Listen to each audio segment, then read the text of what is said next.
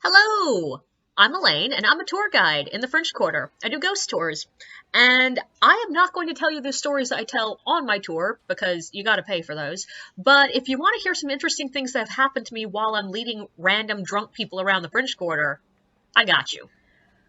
We do get a lot of people that sign up for tours and have no idea what they're signing up for. I've gotten a couple of one-star reviews because guest, quote, didn't see a ghost on my tour, to which I always like to joke, yeah, honey, if I could promise you proof of the afterlife, this would be a little bit more than $35 per person.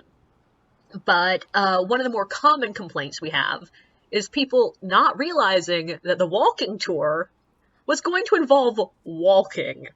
My favorite version of this was during the period that we were coming back from lockdown. And like New Orleans, if you do not know, had a really protracted time period where some things were open, some things weren't. Occasionally, like one thing would be open one day and the very next day shut down. We went from on the tours having a max number of guests of 7 to 16 to 18 to 6 all within one family to 18 to 15 to 14. Like, it was redonkulous. And it was during this time period when a lot of things were still shut down that I had one group that were all one group, which was convenient, and they were a bachelorette party, which is the most common group that we will get, especially on our female-oriented tour. But when they arrive, they're all dressed super cute, which is a problem because it was cold.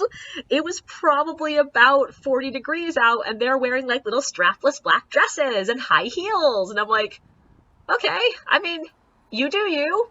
But the second they come up and I do my usual spiel of like, hey, there is no bathroom break, go pee now, one of the girls looks at me and goes, wait, is this a walking thing? And I'm like, yeah, it's a walking tour. And she's like, oh my God, I had no idea.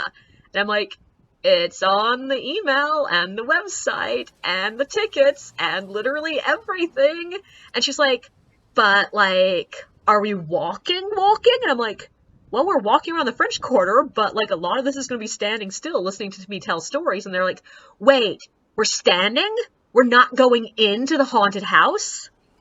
And I'm like, no, we're not. Which, by the way, when people say the haunted house in New Orleans, there's one that they mean. And no one's going in. It's a private residence.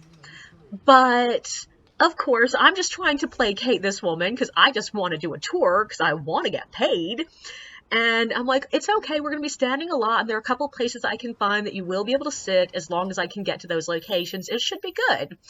And she, like, goes and talks to her friends and eventually comes back over to me and is like, so, like, is this only a walking tour because of COVID?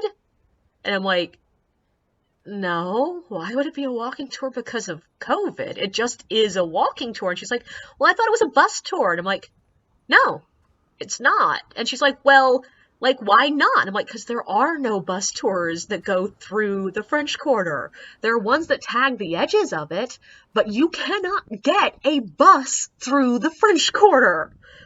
And she's like, well, yeah, but like, is it just because of COVID because we can't be indoors? I'm like, no, it's always been a walking tour.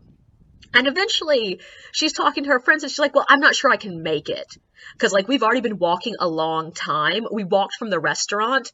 And she points to a restaurant which is literally at the end of the block. Needless to say, they did not make it past the first stop. Don't forget to like and subscribe, and thank you for listening.